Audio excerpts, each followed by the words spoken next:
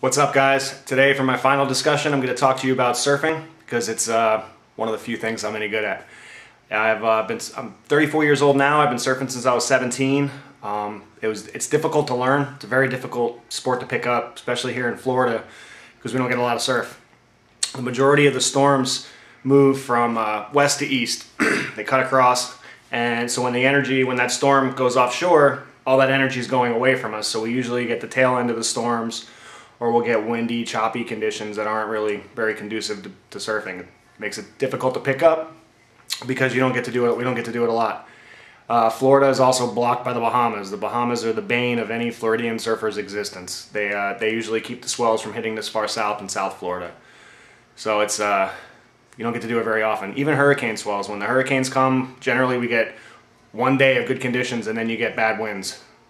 You get 50 mile an hour winds. Rain hurts at 50 miles an hour. So those guys you see on the news that are out there, they used to be me when I was a teenager, but now I'm old and I don't want to deal with getting pelted by 50 mile an hour rainstorms. It's fun. Like I said, it's difficult. It's something that I enjoy. I love doing it. I've traveled all around. I go to Puerto Rico every year. We just went to Puerto Rico a couple weeks ago, and the waves were incredible. It drives my wife nuts. I have 8 surfboards. There's a couple of them behind me. I've acquired through Craigslist and used boards. I got a lot. 8 of them. It drives her nuts. It's taking up so much space in our house, but it's something I have a passion for. Something I really love to do. When I was a kid, I traveled up the eastern seaboard. I chased a hurricane when I was 18 or 19. Lost my job doing it, but it was a job I didn't really care about. I was waiting tables. But we went up coast, followed this Hurricane Bertha, and then just kept going. We surfed all throughout Florida, Georgia, went up to the Carolinas, Virginia Beach. It was a blast. I've gotten to travel a lot, been to Costa Rica, and getting to see most of the world. I'm trying to convince, my wife's getting a little tired of it because every time we go to these beautiful places. We go to the Caribbean and all these places that have surf. So like if she wants to take a trip to Europe, and Europe's got surf, but I'm not really, if I'm going to spend that much money, I want to do something that I enjoy doing. So I'm trying to convince her to save up and take a trip to Bali, but probably not going to happen.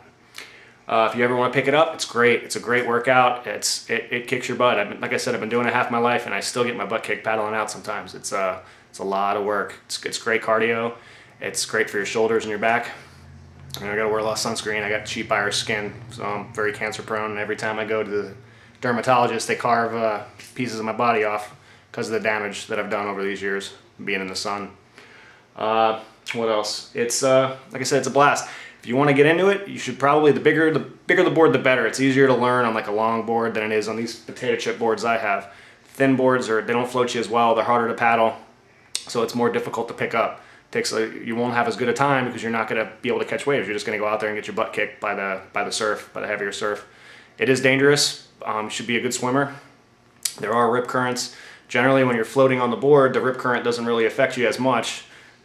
But when you lose the board, if you eat it, your leash breaks and you're swimming, you're in trouble. So you should be a good swimmer, and you should go within your limits. Even been doing it for a long time. I've been traveling, but I still know my limits, and I don't go out on days where I know if I lost, God forbid, I lost my board or broke my board, I would have a difficult time coming in. So I've gotten to see a lot of cool things. I've seen some animals, some fish that big fish. It's one thing if you're diving and you see a shark, but when you're sitting on top of a surfboard, your feet are hanging down. There's no seals in Florida, so you don't look like a seal, but your feet hang down, and a lot of the shark attacks on surfers are hit and run, where like a shark will come up and think your foot's a mullet and nail you.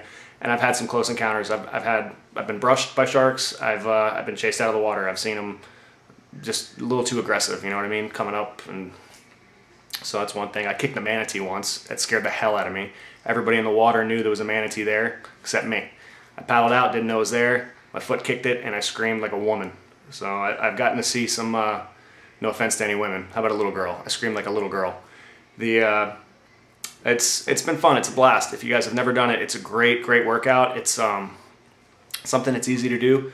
Once you get the hang of it, I learned something new. I've been doing it, like I said, 17 years, and every time I go out, I learn something new. Whether it's a new turn or a new experience every single time. It's difficult. Florida's probably the worst state out of all the states with a coastline to surf, but there are some days that are unbelievable, and it's been a blast. So surfing. If you guys ever want to go, I got plenty of boards. Get in touch with me. I'd love to take you out. I'd love to teach you. It's a lot of fun. So you guys, if you've never tried it, I highly recommend it. All right, have a good day.